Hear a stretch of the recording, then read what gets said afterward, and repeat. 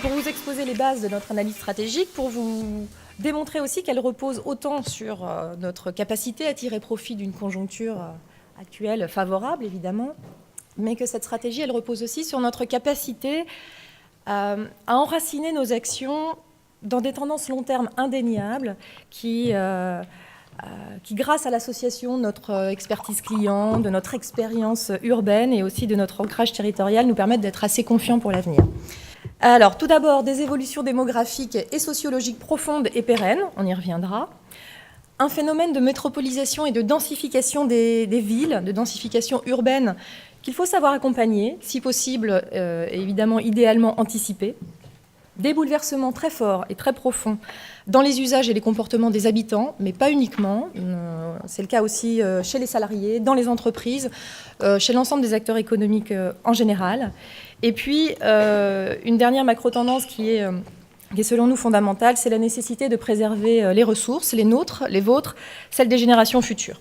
Alors, tout d'abord, 3 chiffres pour résumer ce à quoi nous devons faire face aujourd'hui.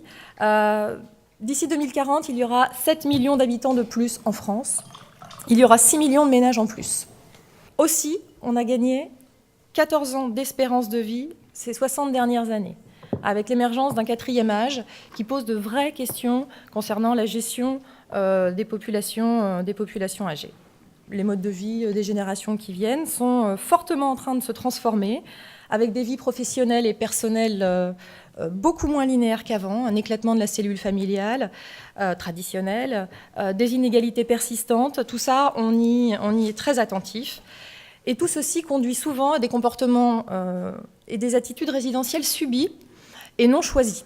Nous sommes donc face là à un défi quantitatif majeur. Et pour y voir plus clair, ce défi quantitatif, on a reporté sur ce graphique différentes analyses des besoins en logement. Nous estimons que la demande soutenable, la demande souhaitable de logement s'établit entre 400 et 450 000 logements par an d'ici à 2040. Sur la carte à droite, vous voyez que les métropoles de la façade ouest, le couloir rhodanien, le pourtour méditerranéen, sont censés voir leur population augmenter de manière plus forte que la moyenne d'ici à 2030. Donc les besoins se concentreront là, et Nexity dispose du maillage territorial adéquat pour faire face à ces enjeux, car on ne crée pas la ville partout de la même façon en plaquant des recettes génériques. Le projet de transport du Grand Paris aura un impact fort et positif, on l'espère, sur la géographie résidentielle francilienne. C'est de véritables quartiers de villes qui vont naître, qui vont se recomposer, qui vont se régénérer. Et une fois encore, l'expertise de Nexity dans la maîtrise de ces problématiques urbaines, multiscalaires, multiproduits, est un véritable atout. Défi quantitatif, défi géographique, mais aussi défi qualitatif. Ça veut dire aussi repenser les modes de détention de l'immobilier et les modes d'occupation aussi.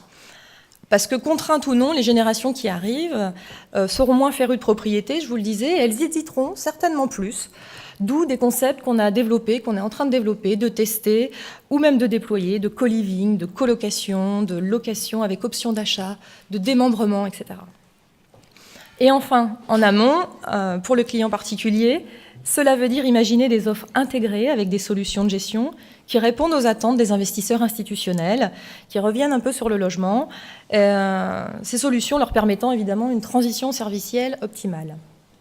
Nous disposons aujourd'hui de services et de produits pour toutes les étapes de la vie, avec des produits et des services, encore une fois, adaptés aux nouveaux ménages, mais aussi aux anciens qui sont toujours là, avec une croissance structurelle de la demande, on l'a vu, qui est pérenne.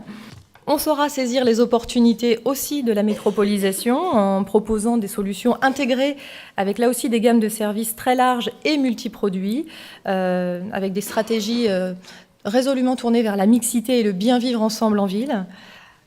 Quand il s'agit d'intégrer les nouveaux usages et ceux de demain, là aussi, nous investissons massivement dans tout ce qui est outils digitaux, la plateforme de services dont vous parlez, Monsieur Dinin, et la création de nouveaux lieux hybrides et modernes qui répondent aux attentes à la fois des collectivités aussi, mais des usagers. Et enfin, préserver les ressources, le développement durable, une stratégie RSE, je vous le disais, ambitieuse, avec un accent mis sur la rénovation énergétique des bâtiments qui est pour nous un enjeu du futur également, sur lesquels on doit pouvoir actionner toute la force de Nexity.